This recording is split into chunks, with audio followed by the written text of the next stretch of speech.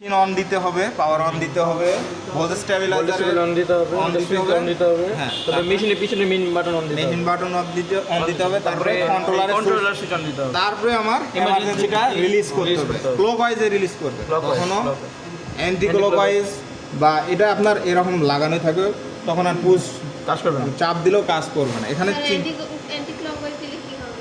Anti clockwise দিলে আপনার কিছুই হবে না, কোনো কাজই করবে না। কোনো কাজই নেই। তাহলে তো দিলে কোনো সমস্যা নেই। না, আপনি সহজে যেটা হচ্ছে আপনি দিয়ে দেখেন। অ্যান্টি ক্লকওয়াইজ দিলে কিছু হবে না, কিন্তু দেওয়া ঠিক না। উচিত না।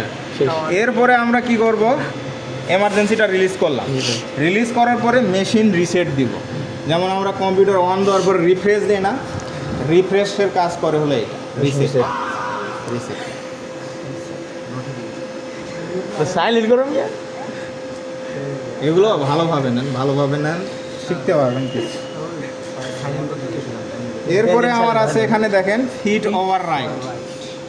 আমরা প্রোগ্রামে কিন্তু একটা ফিট দিয়ে থাকি, যেমন ফিটটা কি আমরা F2000 FP কাটিং টুল কার্যবস্তে একবার কতটুকু আগাবে?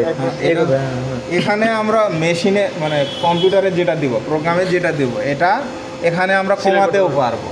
100% দিলে আপনার প্রোগ্রামে যেটা দিবেন সেটা কাজ করবে, 50% দিলে কি করবে, অর্ধেক কাজ করবে না।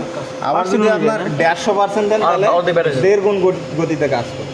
মানে এখানে আপনি কমাতেও পারবেন, বাড়াতেও পারবেন। আপনার যদি ফিনিশিং বেশি প্রয়োজন হয়, ফিড রেটটা কমিয়ে দিলেন, হ্যাঁ ম্যানুয়ালি কাজ করবে। আর এইটা হলো র্যাপিডটা। র্যাপিডটা কি বলছিলাম আমি, G00 আপনার টারেটটা আমার তো এখানে 0 করা আছে, টুলটা এখানে 0 করা থাকবে না, করতে হবে। আমার এখান থেকে এখানের যে কত গতিতে আসবে, এটা হলো র্যাপিডটা। এটার পার্সেন্টেজ এখানে দেওয়া যায়। এটা আমার অফসেট 0 করার ক্ষেত্রেও লাগে, দুটা ক্ষেত্রে কাজ। এখানে আমার হচ্ছে হলো 0.01 মানে কি, আমার 1 ইঞ্চির 100 ভাগের 1 ভাগ স্পিডে কাজ করবে। 0.1 মানে কি, 1 ইঞ্চির 10 ভাগের 1 ভাগ স্পিডে কাজ করবে। আর এটাতে যখন দিবেন তখন আমার 1 ইঞ্চি স্পিডে কাজ করবে। আমরা নর্মালি 50% বা 25%-এ কাজ করি, 100% দেওয়ার চেষ্টা। এটা 1000 ভাগে রাখবে। হ্যাঁ, এটাতে কাজ করেই না আর কি, একবারে ওটা না বলা 10 ভাগে 10 ভাগে 1 ভাগে চলো কাজ করে। নর্মালি আমরা যখন এটাকে ম্যানুয়ালিও নিয়ে আসবো, সেক্ষেত্রেও আমার এটাই কাজ করবে। এটা আপনার প্রোগ্রামের ক্ষেত্রে কাজ করবে, ফিটটা আপনার যখন প্রোগ্রাম চলবে তখন কাজ করবে।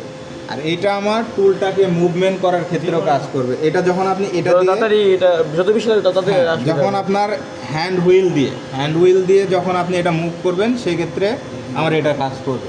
প্লাস র্যাপিড আসার ক্ষেত্রেও কাজ করবে। ওটাও তো র্যাপিড আসায়, ওটা তো আমি হাত দিয়ে নিয়ে আসতেছি। তো প্রোগ্রামের ক্ষেত্রে র্যাপিড আসার ক্ষেত্রেও এটা কাজ